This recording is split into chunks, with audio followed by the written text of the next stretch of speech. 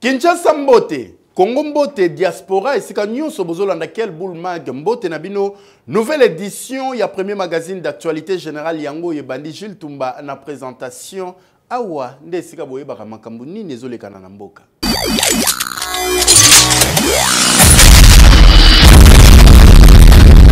Tofongola quel boule mag ya mokolo lelo pona ko yebisa bino ke lieutenant général Pacifique Massanzu oazali mokonzi ya 3e zone de défense kuna na province ya Sud Kivu a rassuré que territoire ata moko te zali occupé pa ya ba M23 phare descendé mutazo contrôler makambo nyonso kuna ba détail bozo yango na reportage oyo.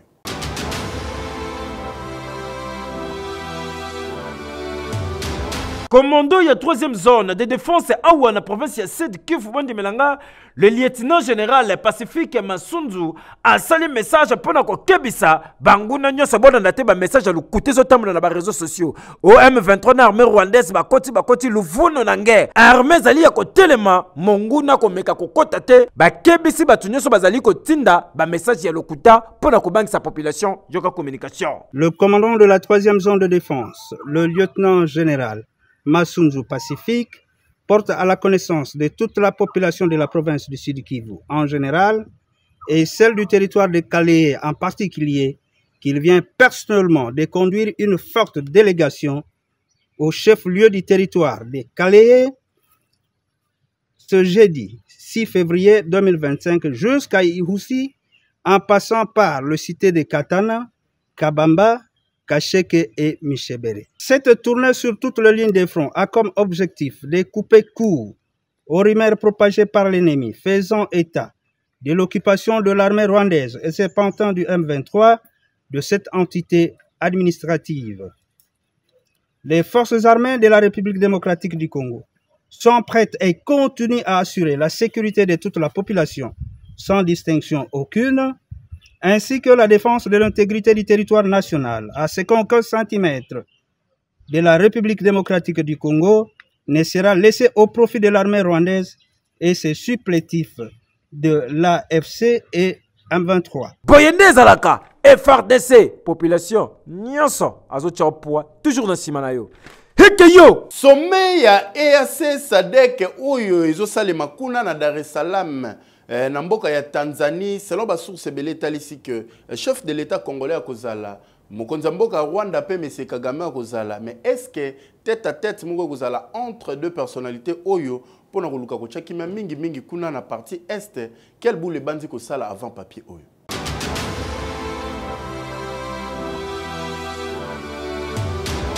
Tension ils ont régné Mikolo bondi melanga entre Kinshasa na Kigali suite y agression rwandaise na sol congolais to barate Kagame sora lingaka nini na mboka na biso bondi melangai mokonza mboka Félix Antoine Tshisekedi Tshilombo très déterminé cette fois-ci. Il faut que luka ko sila na banguna ya République démocratique du Congo mbala moko yango alobia ko tikata ko sala be fort nyonso sur le plan diplomatique, militaire, un peu politique pona ko luka ko sila na bato nyonso ba déranger ka mboka na biso bondi melangai, surtout agression oyo uti ko sala na Goma bondi melangai ya M23 zalaka toujours appuyé na armée rwandaise ya Paul Kagame et matisi mokonza mboka Félix Antoine Tshisekedi Tshilombo kana na niveau ko sakalata le bitente makamboyo bakita bamata. Il faut que silana ndibelanga ke réunion monene ya SADC pe ya EAC zali ko salema kuna na mboka ya Tanzanie oyo mokonza mboka Félix Antoine Tshisekedi Tshilombo d'abord esengeli koyeba ke ba réunion belé ute koleka fatia beta jango 12 alobaga yate, mais cette fois-ci réunion oyo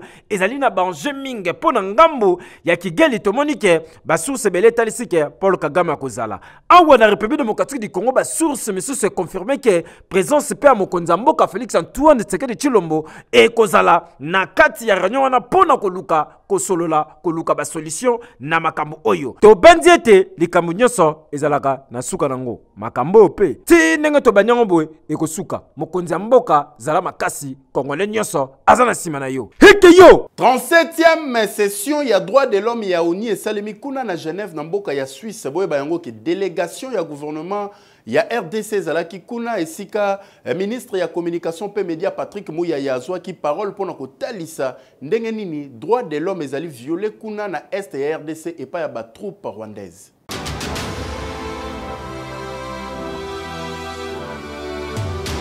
37e session extraordinaire. Il y a conseil, il y a droit de l'homme, il y a ONI.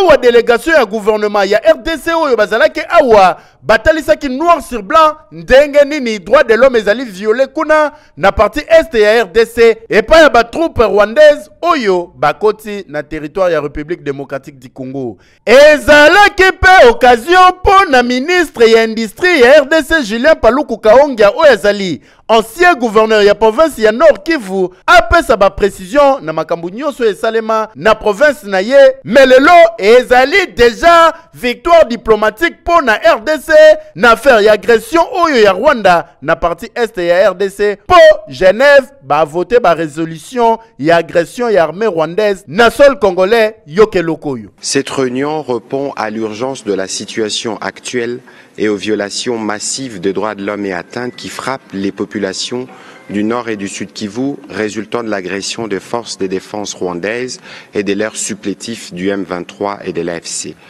Les bombardements indiscriminés contre des camps des déplacés et des zones d'habitation civile ont exacerbé une crise humanitaire catastrophique. Les forces de défense rwandaises et leurs supplétifs ont transformé des zones de refuge comme des hôpitaux en cibles militaires, mettant en danger la vie des milliers d'innocents, parmi lesquels de nombreuses femmes et enfants.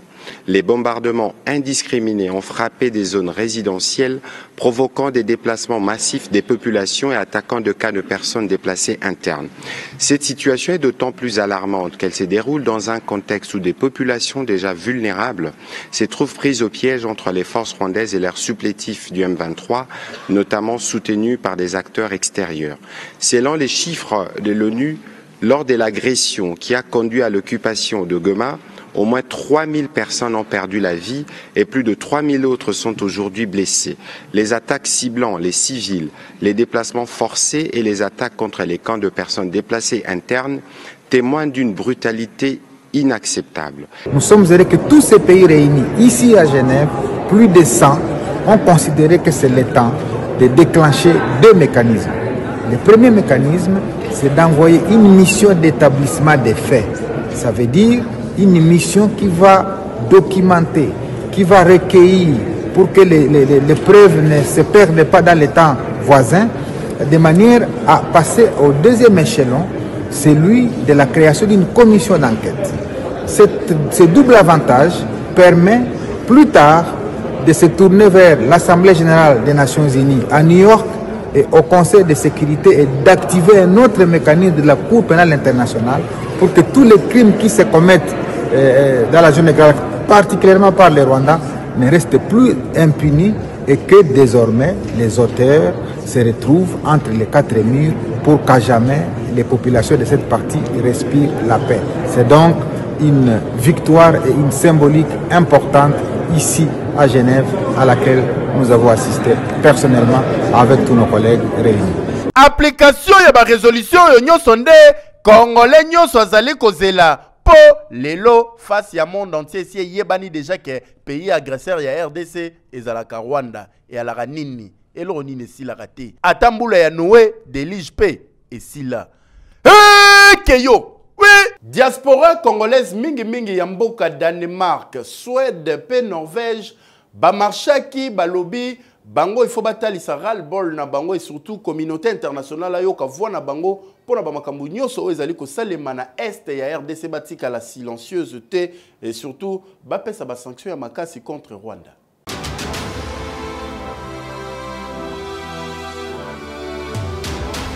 Congolais mokili mobimba batelemi lokola mutu moko pona kolakisa ke bazali d'accord to na makambo ezali kosalema surtout agression ya Rwanda awa na République démocratique du Congo surtout makambo boyebe witaki koleka na Goma eningisi ba Congolais ya partout bana Suisse bana Danemark pe bana Norvège batelemi nde bozali komona pona ko signer ba pétition pona kolakisa ke bazali na rage na niveau ko sakana te koluka ko kocha ngona niveau ba parlement nyoso ya miki ya poto pona kolakisa ke Kagame na armée na zali ko tinda awa na République démocratique du Congo ko appuyer M23 pona ko boma pe ko bebisa il faut si la peau ba sanction ya ndenge na ndenge ba Congolais bazali ko senga joka communication oyo mboka ezo kende kamwa tsangana ki tsenseki ba force nyoso ensemble po to tambula to serre ba to tsana bango ba ko ba mika ko ba bango po mboka eza libéré Congolais outils de partout, en tout cas, on espère que bien au sali lelo. Ezali kama belé. Donc pour le Congo, bisonnion surtout sangala moko. Tous allez lo moko. Boyonde ezalaka Congolais nyonso place aux ali. Tellement bendele mboka ekoyate mabele ya bakoko ata 1 cm ekete. Hekeyo. État des liens ya système d'information yangonde dinakope bazali ko sala un atelier ya 12 jours oyo babandaki elongo na directeur chef de service ya côté kuna monsieur Boniface Mbaka ba détail bozo yango na reportage oyo.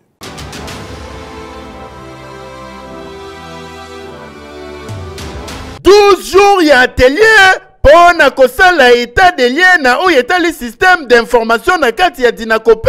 Lancement ya atelier oyo esalemi vendredi 7 février oyo na Sultani Hotel na présence ya madame Laurence Kabasele oyo azali Direkaba pe tomonaki présence ya directeur chef des services ya dinakope monsieur Boniface Mbakanga Pembe ba membre ya cabinet, ba technicien ya direction d'information ya dinakope. Awa question ezalaki ya kotable na oyo etali pragmatisme face ya ba problème ebele oyo système de traitement ya dossier ya enseignant ezali kokutana na yango.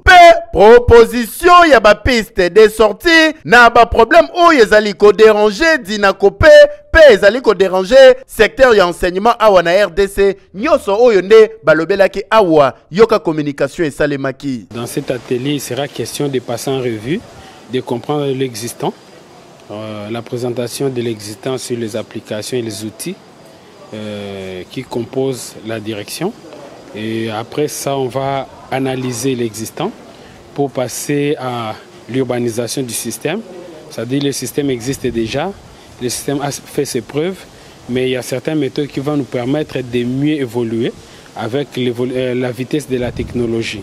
Voilà pourquoi nous allons l'urbaniser, se reposer sur l'existant et apporter un coup de pouce qui va permettre de passer aux applications, mais aller vers les objets métiers.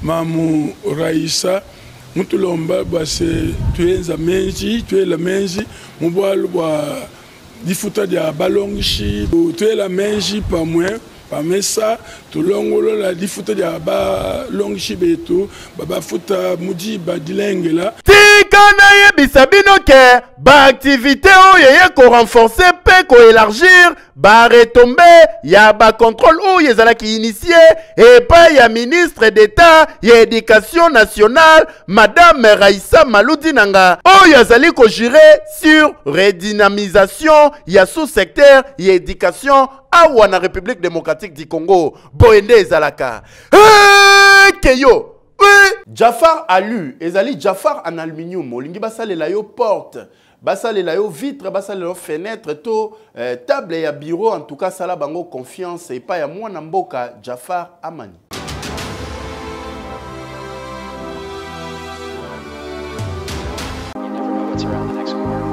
Bana Kinshasa et bongo bana ya poto lelo ya kosamba te bondi melanga États-Unis d'Amérique kitia wana Kinshasa wana Jafar Alu, c'est-à-dire Jafar en aluminium bazali bongo spécialisé na menuiserie en aluminium jope motozali na posa ya ndako na yeza na kitoko yo wapi lokolo lulaka bandako ya ba américain to pe ba nigérian jope ozali patron ya ba entreprise ozali na posa ba bureau na elata ba lele ya sika ezala bien équipé yaka na Jafar Alu ya kosamba te fabrication ya ba porte et bongo ba fenêtre et bongo ba garde-fou na ba bain vitré ya kosamba te ndenge bomonaka ba meuble cuisine, c'est-à-dire ba cuisine moderne local États-Unis d'Amérique awa na Jafar Alu bazali ko bete yango dada ya kosamba te po na mbongo ya mukie bato baluli ndako na yo nyonso bazali kosalela yango mur rideau na cloisonnement bureau nyonso awa na Jafar Alu mosala ezokende kitoko yo wapi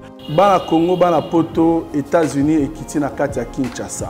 Lelo na eko présenter bino Jafar Alu. Tozo fabriquer biloko nyonso en aluminium pona banda kuna bino na ba bureau tel que ba porte, ba fenêtre, ba garde-fou, ba mur rideau, ba meuble ya cuisine na cloisonnement ya ba bureau. Pona ko pe sa valeur pe beauté ya banda kuna bino bosalela aluminium ya qualité.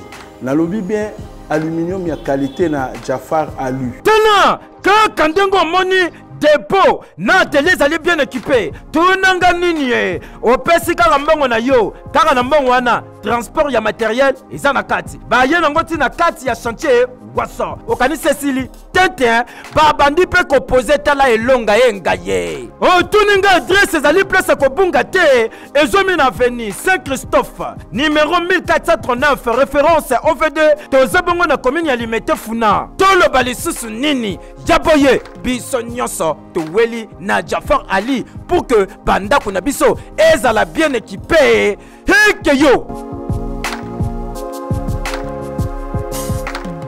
Population oyo ba vivaka na quartier puna bazana sérieux problème ya banzela koleka kuna soroza na mutuka ya se en tout cas kolele belé bato moto pe bazo souffrir bota l'état banzela na bango.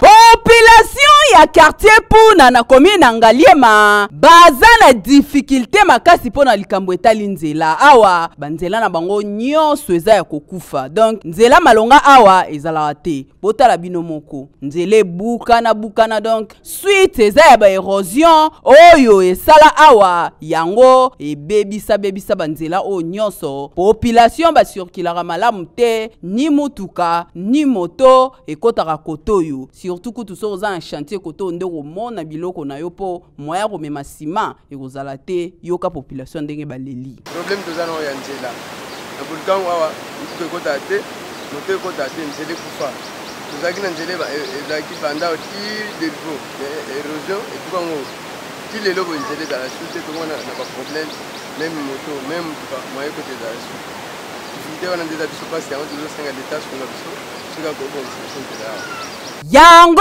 population basengi na bakonzi batela bango nanu likambo banzela na bango oyo po awa moya ta ya komema babiloko moko ya kilo ezate ata ba marchandise pour no kotsa boye ezala problème bakonzi pardon bobongisa non population onzela pope bango basala ba trafic na bango na ndenge sengeli.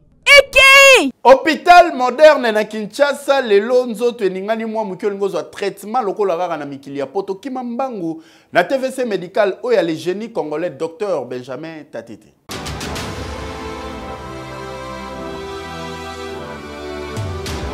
Ah oui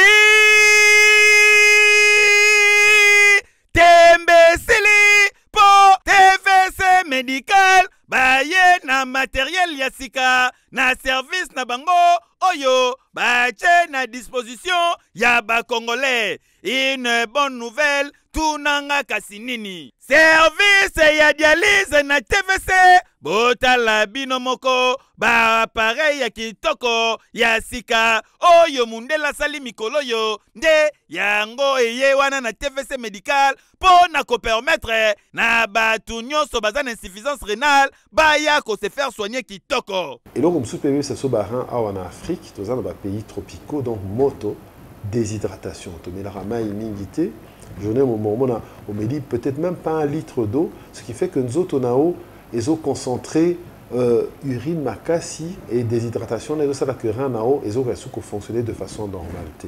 C'est pour cela que biso a nazali néphrologue, nazali chirurgien vasculaire. Donc, on a intervenu dans le processus de problème d'insuffisance rénale parce que tu fabriques la bango, la fistule pour faire la dialyse. Donc, on va remplacer rien à bango, on a rien beaucoup dans la machine.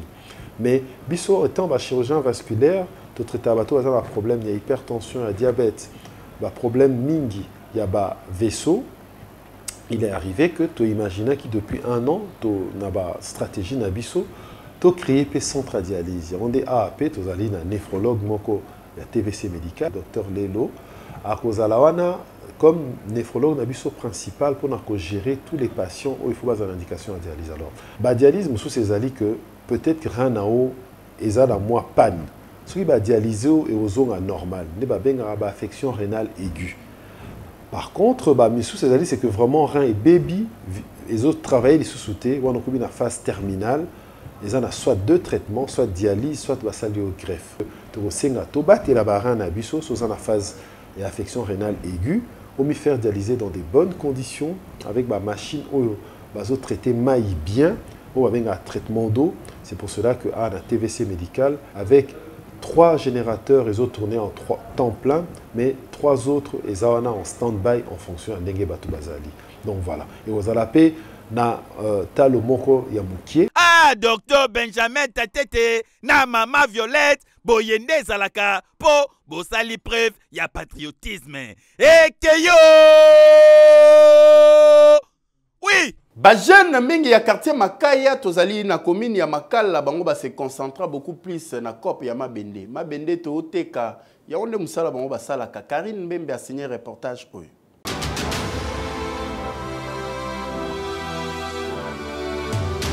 Bajana bozomona bango ndenge bazopore babibende bwena basak tala ndeko moko aye abwaki na se mususu yo na vandi bazobuka bukango o kuna zobeta koko nde bomone zobuka na boy baza bajane mo babuka na te ba courage bango machette basimbi ne bomone musu azobuka wana eza machette ko botola batu biloko te ya koyiba te po eza machette o bayaka kosala musana na bango ya komi lukela awa tozana re makaya na komina monga fula nde bomoni bango basangani boye misu bazo pezango ezaka babi bendo batekaka bakenda otika ngo na limete na izine oyo permetaka kosala babiloko ebele tala soki elingo kende ndenge bapezaka ngo mpona koyeba kilo nango ezosala mpona kofixe prix oyo ekopermete na bango bateka yango kitoko misusu yango nde bomoni babwaki yango ebele boye nyonso oyo ebimisaka mwa muke donc bango nde bomoni bango boye bayaka awa deja na batongotongo nde bomoni bango bazodebrouye boye mpona survie na bango basalelaka babarre de fer balituka misusu yango oyo nde bomoni bazobuka oyo bakendaka nango na baizine oyo epermetaka na bamisala ebele yoka bango misala kope ezalaka tobima kope na ntongo oyo tokutana yango libende match ya cuivre toyeba na terrain balance na biso yango topese tozimona biso totie na poche soki etondi tochargeaka na motuka toke compagnie na 17 pesa bapesaka mabele ya famille courage kana bamasi nyonso baluka mpo badebula na ntongo baluka mbongo lokwa ya biso pesa bango kaka bacourage so babakisaka biso ebele ebandimi toyibaka te toluka yango toya bapese ya tozwa mambo na biso mikia ekota la poche esala mate mosala yango ngai mpo na ngai bajene basimbaka machete mpo na ngai bakende kaka mila asala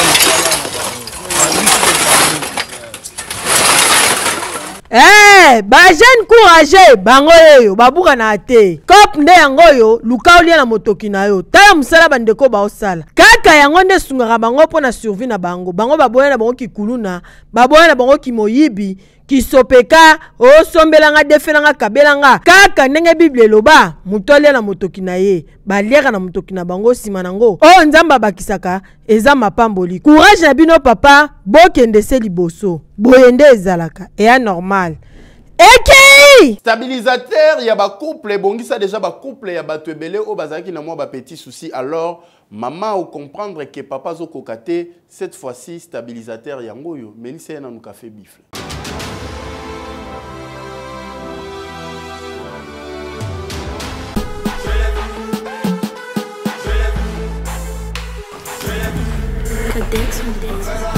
Wow, café buffet zongi lisusu stabilisateur zongi tunanga nini papa mama café buffle et zongi lisusu mais cette fois-ci avec un nouveau produit babengi na combo ya café buffle royal stabilisateur soki olingi o stabiliser mariage na yo papa koyoka soni te baloba kufa nsoni kuyoka pasi yaka kozwa café buffle stabilisateur na yo po opesa sourire na libala na yo mama seka na tongo pe na pokwa café buffle royal stabilisateur toujours esalami à la base ba plante naturelle tangawisi na ba formule ya sika oyo soki omeli yango o trike match papa traction na terrain tout terrain ozali kopuka ozali kokota ozali koleka posana pasi ya mukongo posana oyeni mutu lembele cette fois-ci okozala toujours makasi na tongo pona osala mosala même na butu papa okoki travailler kitoko café buffle royal stabilisateur ostabiliser couple nanga otuninga sika nini okozwa café buffle toujours na boutique Neema yende numéro 1 ya solution ya mikongo ya papa na café buffle oyo.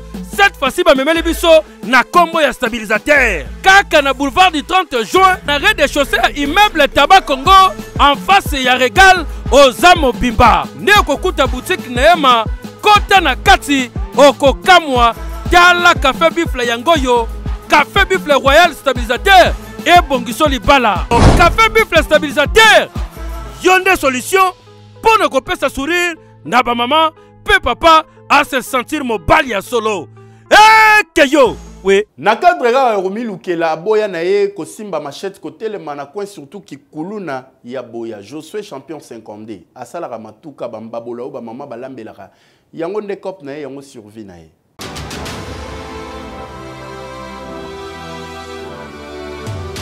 Babengaka ye champion 50D, vrai nom na ye eza Josué. Malgré ki champion na ye asalaka cop ya bambabola, kaka ndenge bozali komona pona koluka koboko la famille na ye. Azalaka ye moko te, aformaka pe ba jeune oyo bomoni awa. Tozali précisément na commune na Makala. Champion 50D asalaka bambabola ba sorte nyonso o koluka oyo okutango a. Eza l'économique, eza ba barbecue, eza oyo ba jantre nyonso koluka oyo okutango awa. Asombaka mingi ba congélateur oyo ekufa pona ko utiliser ba tol nango. Ndenge ka bomona zala pe na besoin marteau na birin oyo pona ko tobolaka. Botala bino moko a ndenga osalangwa. Akati tol atoboli abandi kolinga ti ekoma mbabola boyoka communication. Ba idéologie tokuta kionka na mokili ya se po biso to abata makasi na da maître mais après maître faut ko lukande mbongo. Tant tout moni bisika baninga bazotia mutu pona oluka moi 10 francs biso pe to tsaka mutu. Donc zotala nde baninga bazo créer biso pe tozo créer. Ta una ye pembeni na ibi maele mi balenga pe na bakisi misatu ko 5. Nazo sala gentil ya moto ya 3 pine na moto na ya mutuka ya munene. Na sala ka barbecue, na sala ka yamado ya munene. Nyonso oyo ezaka na cadre ya article 15 pona koluka ko survivre malgré titre azana ngo ya champion kasi a créer cop na ye po esunga ye na famille na ye asuka na pete akoma ko aider ba jeune garçon pona ko encadrer bango ko boya kaka ba jeune garçon bakende ko sala ki kuluna to ba yibaka ye encadrer ba jeune boende zalaka. Lelo même ba jeune fille ba koma ko beta winner loto na 500 francs ya pamba a ezali possible o gagner ba million na nzela musu ya mabete mais kaka na winner loto beta gagner landa combinaison gagnante ya lelo.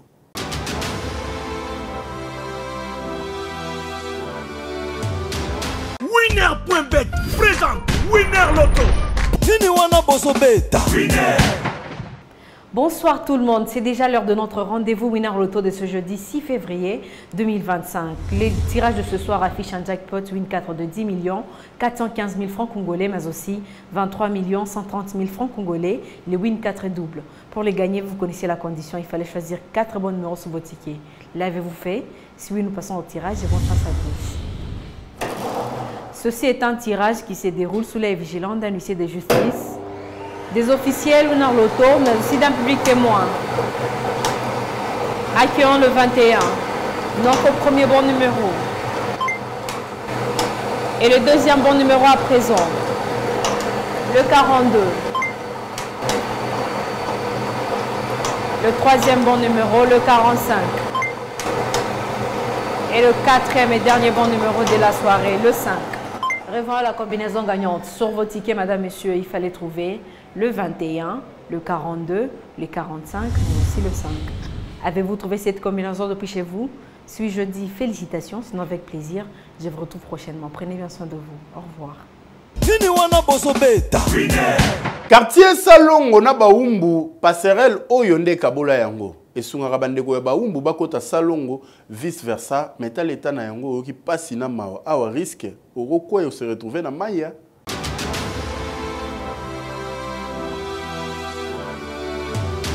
Passerelle bomoni yango nde kaboli aveni Kidima na aveni Congo eza entre deux quartiers, quartier Salongo na quartier Baumbu ezwami na komina Makala. Kasi eta nango ekomeli pardon wana bolukelango kombo botala bino moko ndenge tol nango na kati ekoma koto ebandi ya kopanzana esali batru so pusani muke kutu koloba te toleka bwana na kati population bazwaka mwa de mabaya batie likolo po edaka bango na kokatisa soko komi koto ifo kosimbaka mabenda pembeni mpona kosapuye sino te okoglise na kati okozwa ide te kutu bamikolo na bana mike nde bazaka na difficulté makasi otraverse kasi bapotanaka bongo yoka ndenge balili. Bon problème pont eza ndeni pont basala pont parce que batolo batia na pont oyo yango nde ezosala mwa difficulté mpona bato baleka quelques jours mwana mwa koya kuna kati adinda ntina kalamu soki moye ezala bapropre volonté oyo bamoni ke bakosunga biso mpona pont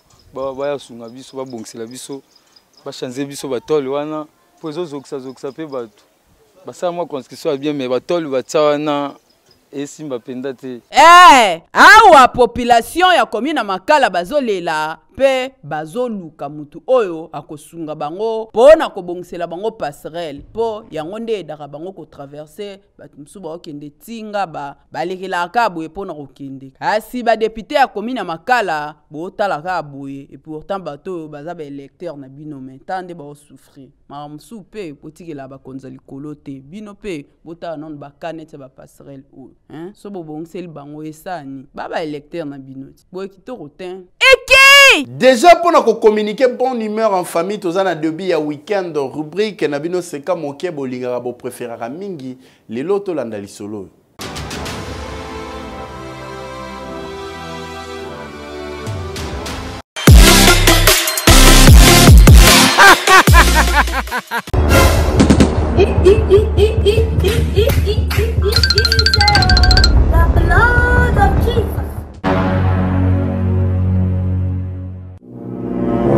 Bonjour papa. Bonjour papa. Maison de comme yango. Bon, ngai problème na ngai zabo. Nazo kende kotala mama Charlène Samba, moi son honorable Clovis Samba. Abota kisi ko nazo que la yembi ko ya ba bébé peza bana ba député ba bon.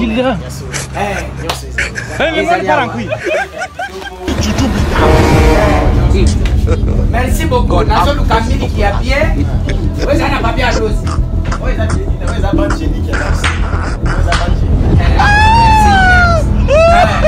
Bon, papa Nathalie bamiliki awa namoni bakomi ba inane ba deza. Yaza mwana ba mwa nano akokisi ya inane. Natana ngamba na sima na koya.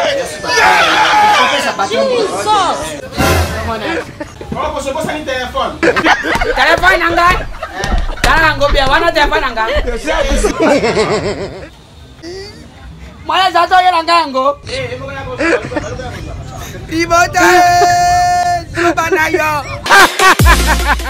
Voilà pour comprendre que quel boule mag ya lelo est commis totalement na souka Gilles Tumbanazaki na présentation plaisir oyo wapi pona nga koyeba ke bozaki belé ya kolanda biso Hélène Akendinde asiraki édition ya mokolelo trésor tout c'est derrière la caméra c'est le Mouyo qui azalaki présent nga na bino tukutani lobby avec le même plaisir ya reservir bino.